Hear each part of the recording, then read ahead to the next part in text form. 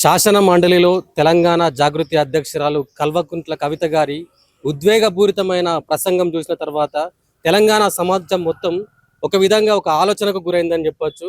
గత 10 ఏళ్లలో BRS alias TRS party తెలంగాణకు ఎటువంటి ఉపయోగం చేకూర్చలేదు, ఉద్యమకారులకు ఎటువంటి న్యాయం చేకూర్చలేదు అంటూ కల్వకుంట్ల కవిత గారు ఉద్వేగపూరితమైన ప్రసంగం చేశారు. ఇదే అంశం పైన మనతో మాట్లాడడానికి కాంగ్రెస్ పార్టీ నాయకులు చలపతిరావు గారు ఉన్నారు. అన్న, చూసే ఉంటారు కవిత గారి ప్రసంగం. బీఆర్ఎస్ పార్టీ మీద అనేకమైన ఆరోపణలు చేసింది. అది ఎంతవరకు నిజం? అంటే గత 10 ఏళ్లలో తెలంగాణకి బీఆర్ఎస్ పార్టీ ఏ విధంగా ఉపయోగపడలేదా? వాస్తవానికి మా ముఖ్యమంత్రి రేవంత్ రెడ్డి అన్న అదే చెప్తున్నాడు. గత 10 ఏళ్ళు వీళ్ళు చేసింది ఏం లేదు, అనవసరంగా అక్కడ 1,00,000 కోట్ల రూపాయలు పెట్టుడు.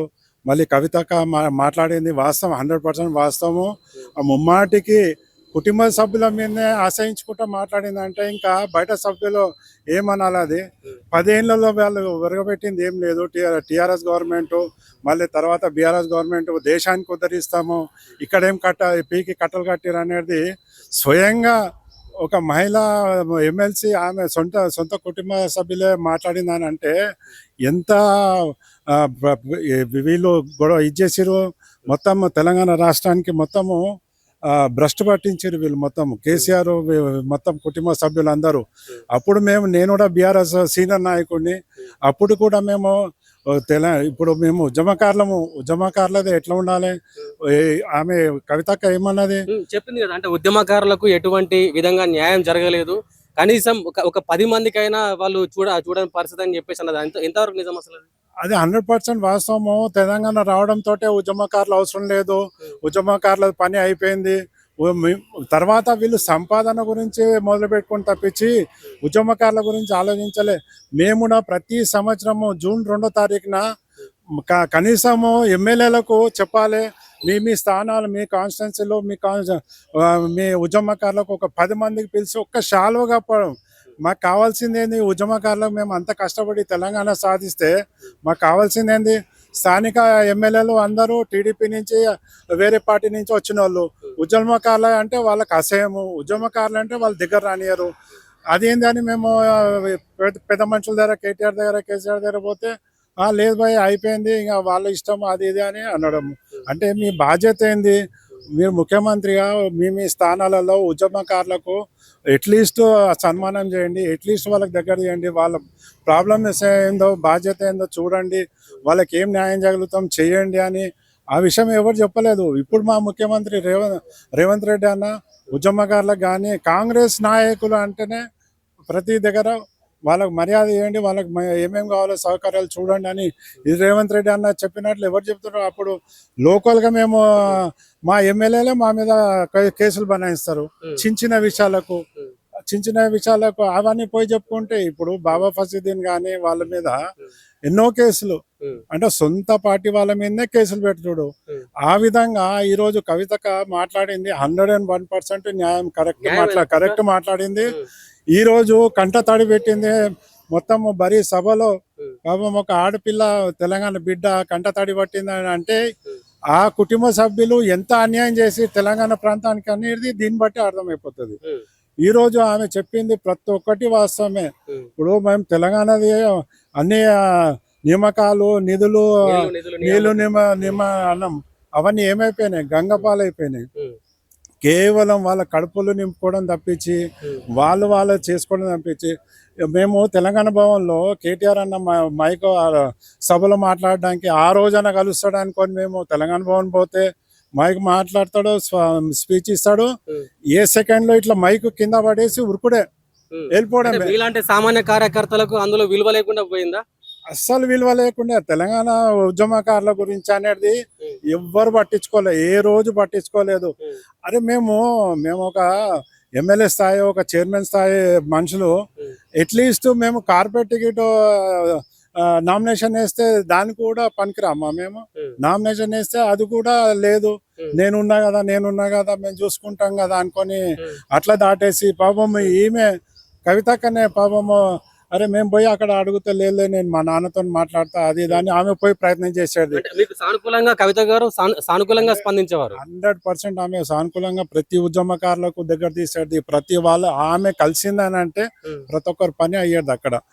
నాదని కాదు, వేరే సామాన్యులు పోయి వాళ్ళ బాధలు చెప్తే ఇమ్మీడియట్ గా ఆమె దగ్గర ఉన్న పిఏలు, ఆమె దగ్గర ఉన్న వాళ్ళందరూ పాపం వెంట ఫోన్లు చేసి పోలీస్ స్టేషన్ లో ఏదో ఒక పని ఆమె చేసేది, ఆమె ప్రయత్నం చేసేది.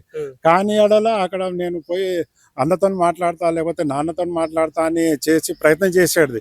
కానీ అక్కడ పోయినాక పాపం మేమే పప్పులు ఉడకవు కదా అక్కడ ఎవరు పట్టించుకునే నాదులే లేరు. సొంత బిడ్డకే దగ్గర అనేకుండా సొంత పనులే చేయకపోతుండే. ఎందుకంటే కవిత గారిని టార్గెట్ చేసుకుని కవిత గారిని తొక్కే ప్రయత్నం ఎందుకు జరిగిందంటారు బీఆర్ఎస్ పార్టీలో? నాకు తెలిసి అయితే ఏది ఏమైనా కానీ నా కొడుకే ముఖ్యమంత్రి అవ్వాలి తప్పించి మళ్ళీ బిడ్డ ఇక్కడ ముఖ్యమంత్రి అవుతుంది, బిడ్డ హైలైట్ అయిపోతుంది అనే ధోరణిలో ఆమెకు తొక్కేసింది తప్పించి ఆమె మనసారా ఓపెన్ గా చాలా మందికి హెల్ప్ చేద్దాము. అరే వీళ్ళు నిన్న ఒక మాట అన్నది పాపం ఆమె. ఉద్యమం టైంలో ప్రతి ఒక్కరు ఉద్యోగాలు వదిలేసి ఐఏఎస్లు, ఐపీఎస్లు, మళ్ళీ కలెక్టర్లతో సహా ఈవెన్ ఆమె పాపము డిఎస్పి ఆమె లేడీ. అరే మీ తెలంగాణ వచ్చిన తర్వాత ఎవరికి పిలిచి నువ్వు సన్మానం చేసినావు? మళ్ళీ అదే విధంగా నీకు పార్టీ పెట్టిన తర్వాత పోటీ చేసిన ఓడిపోయిన ఎమ్మెల్యేలకు ఏ రోజన్నా పిలిచి నువ్వు మాట్లాడినావా? ఓడిపోయినా అంటే నీ దృష్టిలో ఒక ఇదేనమాట. ఇక వాళ్ళ దగ్గర రానియరు, వాళ్ళకి అపాయింట్మెంట్ అంతేందుకు, వాళ్ళకి అపాయింట్మెంట్ ఎందుకు, లోకల్ ఎమ్మెల్యేలు గెలిచిన వాళ్ళకి అపాయింట్మెంట్ లేదు, మంత్రులకే అపాయింట్మెంట్ లేదు. ఈటల ఉండేనా అప్పుడు 100% ఉండేనా. ఇప్పుడు ఇక్కడి నుంచో ఆంధ్రలో, రాయలసీమలో వచ్చేసి పనులు చేసుకొని పోతుండే వాళ్ళు వచ్చి మాకు చెప్తే అరే అన్న ఇవాళ ప్రగతి నగర్లో కూర్చొని మేము ఇంకా ఈ సెటిల్మెంట్ చేసుకున్నాం ఇవి అంటే ఆశ్చర్యపోయేటోళ్ళం. అంటే పార్టీ నాయకులకు ప్రగతి భవన్ గేటు తాకొద్దు, లోకల్లో వేరే వాళ్ళు ఆంధ్రలో, రాయలసీమలో వచ్చి అన్ని పనులు చేసుకొని వచ్చేటోళ్ళు, ల్యాండ్లు సెటిల్మెంట్లు అన్ని సెటిల్మెంట్ అయ్యారు. ఈ రోజు అంతేందుకన్నా, ఈ రోజు మొయినాబాద్ ఇవన్నీ ల్యాండ్లు అక్కడ 100 feet రోడ్ దేని గురించి అన్న. ఇప్పుడు చూడు ఇట్లా బస్సులలో ఇక్కడ ఎర్రగడ్డ కానీ, కుకుడుపల్లి కానీ ఎన్నో బస్సులు ఉన్నాయి. బస్సులలో రోడ్లు వేయడానికి అయితే డబ్బులు ఉండవు, కానీ అక్కడ అసలు ఇండ్లు లేవు, అపార్ట్మెంట్లు లేవు, ఏం లేవు. ప్రతి దగ్గర 100 feet ఓపెన్ ఏరియా ఉందంటే 100 feet రోడ్ ఉంటుంది. ఎందుకు 100 feet అంటే ఆ ల్యాండ్లు వాళ్ళవి. అక్కడ హై రైజ్లు కట్టాలంటే 100 feet ఉండాలి. అంటే నిధులు అన్ని తీసుకుపోయి అన్ని అక్కడ పెట్టుడు తప్పించి కాళేశ్వరంలో పెట్టి ఏం సాధించని చెప్పండి. మొత్తం గంగా పాలు అయిపోయినాయి నీళ్లు. అవి ఎవరి సొమ్ము? ప్రజల సొమ్ము కాదు అది. ఇప్పుడు అదే విషయము మరి పాపం ఆమె ఒక ఆడపిల్ల, ఒక మహిళ ఆమె అడిగితే దానికి తప్పు పడుతుంది. ఇప్పుడు చాలా మంది నిన్న ప్రెస్ మీట్ లో చూసినాము, కార్యకర్తలు వాళ్ళకు కూడా ఇప్పుడు అంతెందుకు చైర్మన్లు వాళ్ళందరూ మాలాంటి ఉద్యమకారులు వాళ్ళకు నానా తిప్పలు పెట్టి నానా నీళ్లు తాగిపించి లాస్ట్ మూమెంట్ లో పోస్టులు ఇచ్చారు. వాళ్ళు ఏదో మాట్లాడుతారు, వాళ్ళు అనుభవించింది వాళ్ళకి తెలుస్తలేదు, ఏదో పార్టీకి మాట్లాడాలని మాట్లాడుతుంది తప్పించి ప్రతి ఉద్యమకారులు నిన్న మాట్లాడిన వాళ్ళందరూ బాగా క్షోభ అనిపించిన వాళ్ళు. ఇప్పుడు నేను 24/7 తిరిగిన, రామన్న కేటీఆర్ అన్నతో తిరిగిన, ప్రతిదీ పార్టీ పరంగా తిరిగిన, నాకేమి ఇచ్చిరన్నా ఏం చేయలేదు ఇంతవరకు. అదే విధంగా ఎంతో మంది కాన్స్టిట్యున్సీ వైజ్ గా పాపం చేపలు అమ్ముకునేటోళ్ళు ప్రతి ఒక్కరు తెలంగాణ సాధించుకోవడానికి అన్ని పెట్టేసి, ఈవెన్ నా బిజినెస్ నేను టైల్స్ అనేటి షోరూమ్ ఉండే, పెద్ద షోరూమ్, ఆ బిజినెస్ కూడా వదిలేసి తెలంగాణ సాధన గురించి అని 18 ఏళ్ళు తిరిగినాం. ఏమైంది లాస్ట్ కు? ఓకే మేమంటే ఏదో ఉన్నాము అని, పేదోళ్ళు చాలా మంది తిరిగారు, ఏదైనా వస్తుంది. ఇప్పుడు నిన్న ఆమె మాట్లాడినట్లు అట్లీస్ట్ నువ్వు కాన్స్టిట్యున్సీకి ఎంతమంది ఉన్నారు? 24/7 తిరిగిన వాళ్ళు 10 మందో 15 మందో అంత కూడా లేదు. 10 మందికి గట్టిగా కష్టపడిన వాళ్ళకి గుర్తింపు చేసి వాళ్ళకి ఏమన్నా పెన్షన్లో ఎవరు లేని వాళ్ళకి ఏదో సాయం చేసి చేయాలి కదా. అవన్నీ ఎక్కడ? ఇప్పుడు 1947 ఉద్యమకారులకు ఇప్పటికీ పెన్షన్లు వస్తున్నాయి. అసలు వాళ్ళు పాల్గొనకున్నా కానీ వస్తున్నాయి వాళ్ళకు. అంటే మేము 24/7 కష్టపడిన వాళ్ళకి ఏమి గుర్తించేది అన్న ఇక్కడ. నేను ఏం చెప్తున్నా, పాపం మహిళ నిన్న మేము కూడా ఏడ్చుకున్నాం. ఆమె 2 సార్లు కంటదాడి పెట్టినప్పుడు మేము కూడా ఏడ్చుకున్నాం. ఆమె మాట్లాడుతుంటే ప్రతి ఒక్క వాస్తవం ఇట్లా మా గుండెలో కొట్టుకున్నది నిన్న మాట్లాడుతుంటే ఆమె. అంత ఇదిగా మాట్లాడింది పాపం ఆమె. అంటే ఇప్పుడు కవిత గారు చెప్పింది 100% నిజం. 101% నిజం చెప్తున్నామే. ఉమ్, అదే విధంగా ఈరోజు చూసుకుంటే మా రేవంత్ రెడ్డి అన్న ఆమె చెప్పకముందే కానీ ఉమ్, ప్రతి ఒక్కరికి ఆదుకుంటుండు, ప్రతి ఒక్కరికి చూసుకుంటుండు. ఉమ్, అంటే స్థానికంగా ఎమ్మెల్యే కాకుండా లోతుగా వెళ్ళేసి పేదవాళ్ళకు అందరి గురించి ఆలోచించి అందరికీ సాయం చేస్తుంది, సహకారం చేస్తుంది. కానీ వీళ్ళు ఏమాత్రము పెద్ద పెద్ద బిల్డింగ్లు, బ్రిడ్జ్లు ఇవి కట్టడం కాదు. ఊరు వాళ్ళకి ఏం కావాలి, ఊర్లో ఏం ప్రాబ్లమ్స్ ఉన్నాయి అవన్నీ ఏడ చూసారు. ప్రతి ఒక్కటి ఎమ్మెల్యేల మీద వదిలేశారు. ఎమ్మెల్యేలు ఇష్టరాజ్యంగా సంపాదించుకున్నారు. దేని గురించి ఓడిపోయారు వాళ్ళు ఓడిపోయిన కారణము ఎమ్మెల్యేల మీద వ్యతిరేకము. ప్రతి ఒక్క ఎమ్మెల్యేల మీద వ్యతిరేకంతోనే ఓడిపోయారు. అది ఇప్పుడు బాధపడుతున్నారు వాళ్ళు చేసిన తప్పులు. ఈమె కవితకు అప్పుడు ఆల్రెడీ చెప్తూనే ఉన్నది, లేదు మీరు ఇట్లా తప్పు చేస్తున్నారంటే ఆమెకే పక్క పెట్టేసారు. కాబట్టి నేను ఆమె చెప్పేది 101% దానికి ఆమెకు నేను సపోర్ట్ చేస్తున్నా, మద్దతు చేస్తున్నా.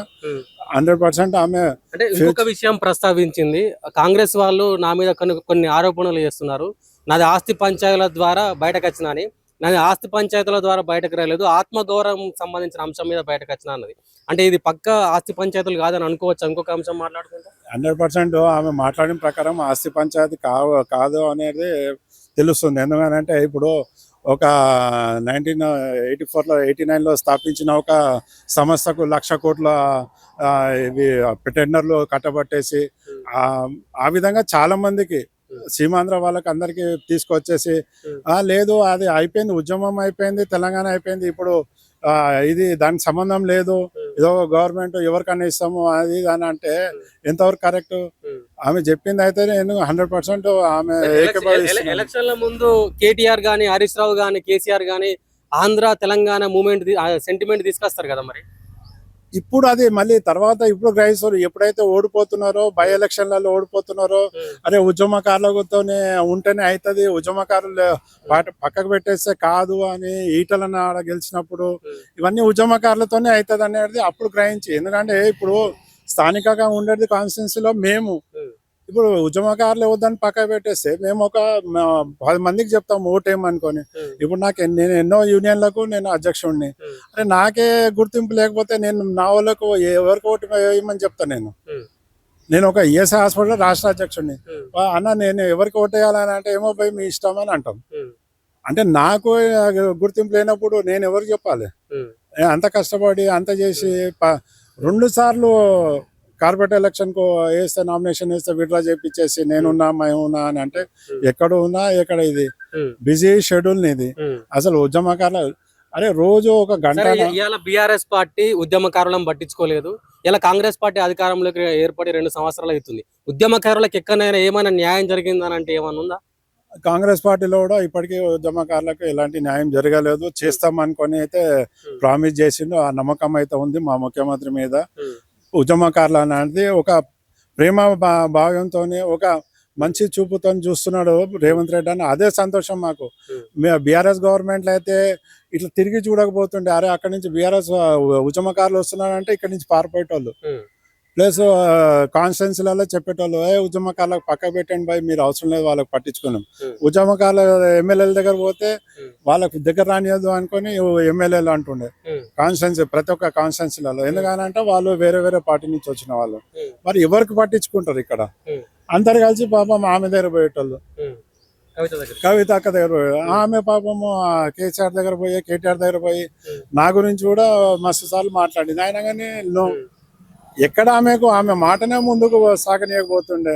అందు గురించే ఆమె వ్యతిరేకం ఇదైపోయి అక్కడి నుంచి సొంత కుటుంబ సభ్యులతోనే దూరం అయిపోయి బయటకు వచ్చి తిరుగుతుంది. అందరికి ఏదో ఒకటి చెయ్యాలనేది ఆమెకు ప్రజల మీద ఉన్న ఒక ప్రేమ ఆమెకు. నేను స్టార్టింగ్ నుంచి చూస్తున్నా. ఆమె చాలా మంచి వ్యక్తిగతం. ఆమె ఏదో ఒకటి సేవ చేయాలి, ఏదో ఒకటి చేయాలి అనుకునే ఆలోచనతో ఉన్న ఆమె. అందు గురించే ఈ రోజు బయటకు వచ్చి ఏ విధంగా అయితే తిరుగుతుందో చాలా మంచి పని చేస్తుంది. నాకైతే తెలిసి భవిష్యత్తులో ఒక మంచి ఉన్నత స్థాయికి వెళ్తుంది అనేది కూడా నమ్ముతున్నాను నేను. ఇప్పుడు మళ్ళా రానున్న భవిష్యత్తులో ఒక శక్తిగా తిరిగొస్తానంటుంది. అది సాధ్యమయ్యే పనేనా? మరి ఖచ్చితంగా నాకైతే అది అనిపిస్తుంది. ఎందుకంటే ఆమె ఉన్నత శక్తి అవుతుంది. నాకు తెలిసి ఇంకా నేను ఇంకా చెప్పలేను కానీ ఉమ్, చాలా మంచి స్థానంలో వెళ్ళిపోతుంది. ఉమ్, ఇంకా రాబోయే కాలంలో ఇప్పుడు నిన్న ఇచ్చింది ఓన్లీ శాంపుల్ ఇచ్చింది ఉమ్, కౌన్సిల్లో. ఉమ్, రాబోయే ఎలక్షన్ టైంలో ప్రతి ఒక్క విషయం బయట పెడుతుంది. అప్పుడు పబ్లిక్ అంతా ఇట్లా ఉండేనా అనేది ఉమ్, ఉమ్ముస్తారు. ఉమ్, ప్రతి ఒక్క మాట మీద పబ్లిక్ అందరు తెలిసిపోతుంది. అరే బీఆర్ఎస్ గవర్నమెంట్ ఇట్లా ఉండేనా, ఉమ్, ఫస్ట్ 5 సంవత్సరాలు ఎట్లా ఉండే అది లేదు, సెకండ్ 5 సంవత్సరాల తర్వాత మొత్తం నాశనం పట్టించారు, భ్రష్టు పట్టించారు. ఉమ్, కంప్లీట్ గా తెలంగాణ అంతా నాశనం అయిపోయింది. ఉమ్, ఇంకొక 5 ఏళ్ళు గెలిచి ఉంటే ఉమ్, ఒక్క రూపాయి ఉండకపోయేది. అడుకో తినేటోళ్ళం తెలంగాణ అంతా బీభత్సంగా అయిపోతూ ఉండే. మొత్తం ఎక్కడి దాకా దోచుకోవడం ప్రతి ఎమ్మెల్యేలు ప్రతి ఒక్కరు దోచుకునే ఇదిలో ఇది తీర్పు పబ్లిక్ చూపెట్టారు. పబ్లిక్ అంతా వెక్స్ అయిపోయారు, అంత వ్యతిరేక అయిపోయారు. ప్రతి ల్యాండ్ విషయం చిన్న ఇల్లు కడితే కూడా ఆట పోయి వసూలు చేసుకునేటోళ్ళు ఉమ్, ప్రతి కాన్స్టిట్యున్సీలలో. ఉమ్, ఆ విధంగా పబ్లిక్ వెక్స్ అయిపోయి వాళ్ళు మంచి చెంపదెబ్బ కొట్టారు మొత్తం. ఉమ్, మళ్ళీ మా రేవంత్ అన్న ఇప్పుడు రాబోయేది కూడా ఇంకొక 5 సంవత్సరాలు కూడా రేవంత్ రెడ్డి అన్ననే వస్తాడు అనేది భావిస్తున్నా. ఉమ్, కాకపోతే ఈ విషయంలో కవితక్క నిన్న మాట్లాడిన 100% ఏకీభవిస్తూ ఉమ్, ఆమె చెప్పిన ప్రతిదీ వాస్తవము. మేము కండ్లారా చూసినాం అక్కడ. మేము ఆ పార్టీలో ఉండే 18 ఏళ్ళు ఉన్నాయి కాబట్టి మాకు తెలుసు. అది ఉమ్, ప్రతి ఒక్క ఉద్యమకారులకు ప్రతి ఒక్కరికి అన్యాయం జరిగింది అక్కడ. ఉమ్, ఎవరికి న్యాయం జరగలేదు. ఉమ్. ఆమె ఏదైతే మాట్లాడిందో 100% న్యాయం కరెక్టే అది. రైట్, అంటే ఇది పరిస్థితి. గత 10 సంవత్సరాలలో తెలంగాణ ఉద్యమకారులకు కానీ తెలంగాణ ప్రజలకు కానీ ఎటువంటి మేలు జరగలేదు. కవిత మాట్లాడింది 100కు 100% నిజం అని చెప్పేసి తెలంగాణ ఉద్యమకారులు ISA రాష్ట్ర అధ్యక్షులు చలపతిరావు గారు చెప్తున్న పరిస్థితి.